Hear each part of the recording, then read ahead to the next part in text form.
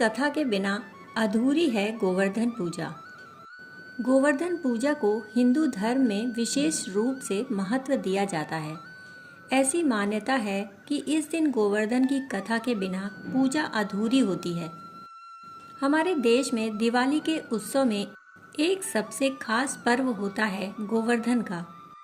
इस दिन मुख्य रूप से गोबर से बने गोवर्धन पर्वत की पूजा की जाती है और घर की समृद्धि का आशीष मांगा जाता है। ऐसी मान्यता है कि गोबर से बना पर्वत घर की सभी समस्याओं का निवारण करता है और सुख समृद्धि का प्रतीक होता है। यह पर्व आम तौर पर दीपावली के अगले दिन यानी कि कार्तिक महीने के शुक्ल पक्ष की प्रतिपदा को मनाया जाता है। वैसे तो इस त्योहार को मनाने के पीछे कई कारण जुड़े हैं, परंतु इसका इतिहास श्री कृष्ण की कथाओं से संबंधित होता है। ऐसी मान्यता है कि गोवर्धन के दिन पूजा की पूर्ण विधि के साथ इसकी कथा पढ़नी भी अनिवार्य है। मान्यता यह भी है कि इस कथा के बिना पूजा का पूर्ण फल नहीं मिलता। आइए जानते हैं गोवर्धन पूजा की पूर्ण व्रत कथा के बारे में। गोवर्धन पूजा की पौराणिक कथा के अनुसार द्वापर युग में एक बार देवराज इंद्र को अपने ऊपर अभिमान हो गया था। इंद्र का अभिमान चूर करने के लिए भगवान श्री कृष्ण ने एक अद्भुत लीला रची। श्री कृष्ण ने देखा कि एक दिन सभी ब्रजवासी उत्तम पकवान बना रहे हैं और किसी पूजा की तैयारी में व्यस्त थे।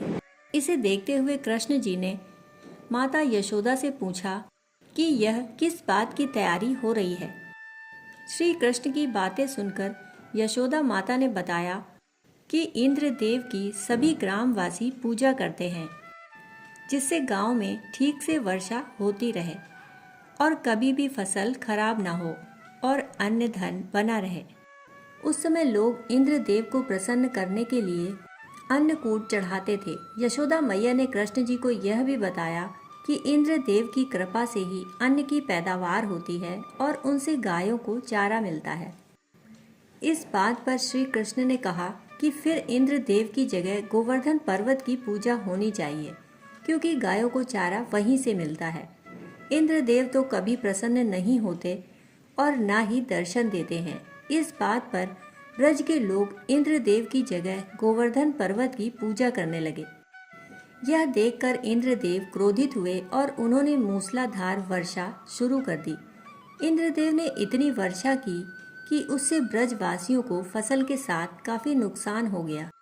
ब्रजवासियों को परेशानी में देखकर श्री कृष्ण ने अपनी कनिष्ठा उंगली पर पूरा गोवर्धन पर्वत उठा लिया और सभी ब्रजवासियों को अपने गाय और बछड़े समेत पर्वत के नीचे शरण लेने के लिए कहा। इस बात पर इंद्र कृष्ण की यह लीला देखकर और क्रोधित हो गए और उन्होंने वर्षा की गति को और भी ज्यादा तीव्र कर दिया। तब श्री कृष्ण ने सुदर्शन चक्र से कहा कि आप पर्वत के ऊपर विराजमान होकर वर्षा की गति को नियंत्रित करें, और शेषनाग से कहा आप मेड़ बनाकर पानी को पर्वत की ओर आने से रोकें। इंद्र लगातार 7 दिन तक वर्षा करते रहे। तब ब्रह्मा जी ने इंद्र से कहा कि श्री कृष्ण भगवान विष्णु के अवतार हैं और उन्हें कृष्ण जी की पूजा की सलाह दी। ब्रह्मा जी की बात सुनकर इंद्र ने श्री कृष्ण से क्षमा मांगी और उनकी पूजा करके अन्नकूट का 56 तरह का भोग लगाया। तभी से गोवर्धन पर्वत की पूजा की जाने लगी और श्री कृष्ण को प्रसाद में 56 भोग चढ़ाया जाने लगा।